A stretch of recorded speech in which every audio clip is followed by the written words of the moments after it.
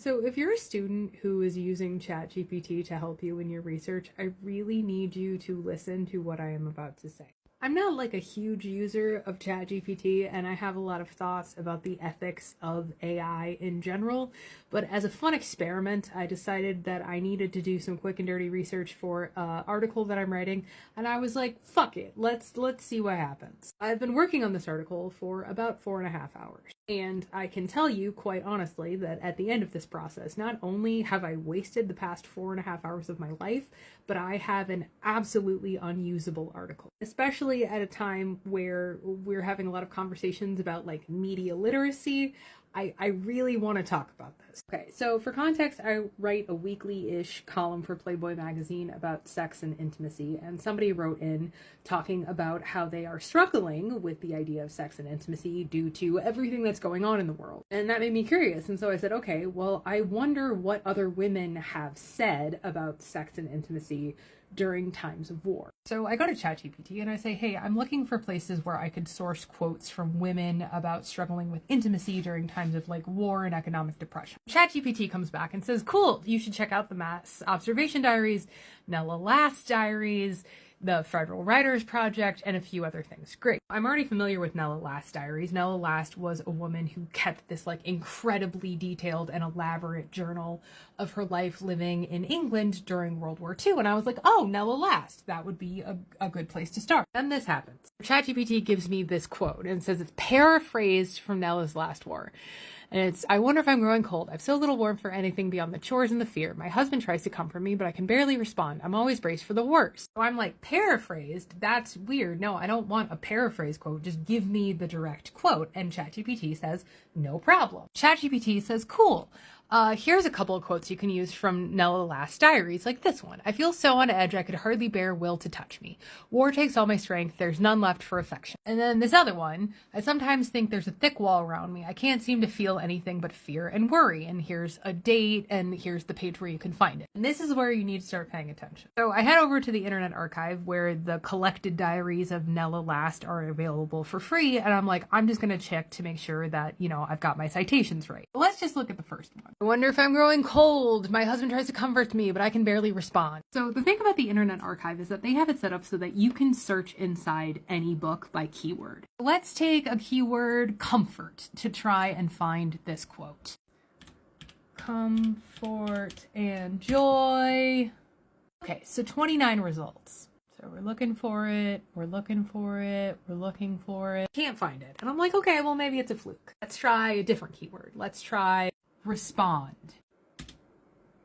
Huh. Okay, well, ChatGPT said that that was a paraphrase of a quote from the book. So maybe let's try one of the ones that it says is a real quote from the book. Let's look at this one. I sometimes think there's a thick wall around me. I can't seem to feel anything but fear and worry. Let's go with thick. That's a fun word. Boop. Okay, 19 results.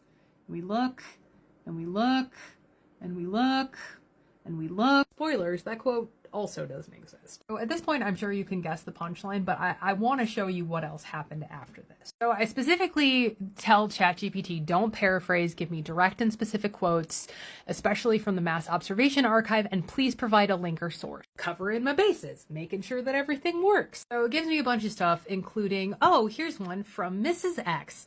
There are nights I dread asking him for affection. I'm too tired, too afraid. I pretend to be asleep. And this quote was reproduced in Wendy Webster's Not a Man to Match Her, A British Women's Attitudes to War, 1939 to 1945. Except that book doesn't exist. Not a Man to Match Her by Wendy Webster exists. It's a biography of Margaret Thatcher. It has nothing to do with World War II. So I then asked ChatGPT for a few more suggestions of other women who were writing during wartime. ChatGPT recommends me the following. Franny Duberly, who was writing during the Crimean War of like 1854. Mary Chestnut, who was writing during the American Civil War. Grace Elliott, who lived in Paris during the French Revolution. And Eliza Andrews, who was another woman writing during the American Civil War. ChatGPT pulls these great quotes for me. A monstrous dread is upon us, overshadowing all, that some new blow is about to fall. Here's the link to where the text is on Project Gutenberg. If you go to that link, and it's The History of Rome by Titus Livius. Now, luckily for us, you can access her diary online, so let's go straight to the primary source and see if we can find the quote. Monstrous dread is upon us.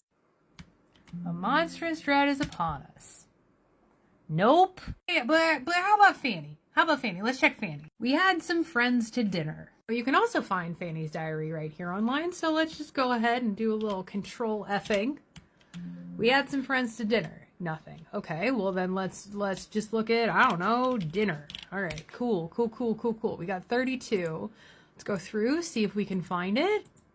It doesn't exist. At this point, just to see what happens, I go back to Chat GPT. And I'm like, hey, robot, literally none of these exist. Fanny Doo really didn't say this. Eliza Francis Andrews didn't say this. Like, I need you to find me exact phrases, citable, searchable quotes, not paraphrased, not often attributed. I need to go to the primary source and find the exact quote. And it says, okay, fine, no problem. So let's look at Fanny Doo release. And here's this quote that is definitely for real.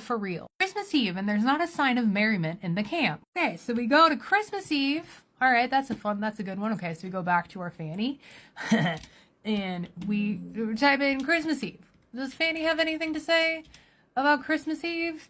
Oh, she has one thing to say about Christmas Eve, and it's the 2 previous days condensed in one, and this is Christmas Eve.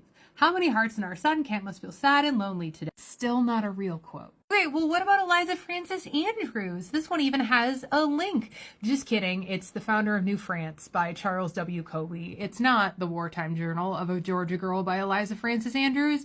And even so, that quote also doesn't exist. Now, at this point, I'm not gonna lie to you, I started feeling guilty about just the amount of water that I was wasting beating this dead horse, so I decided to shut it down. But I need to be so specific when I say that in doing the research for this article, had I not gone to the primary, well, actually, not even had I gone, but had I not known how to look up the primary sources and source those quotes, I could have wound up publishing an article that was just full of information and quotes that did not exist. Everything about it looked right. There were links, there were proper attributions, there were quotes, there were all of this great stuff that ChatGPT just did for me right then and there. But instead of actually having a viable article with useful quotes, I have literally nothing. If you are a writer, if you are a student, if you are a researcher, it is really important that you do not rely on this technology to help you out. In fact, I would postulate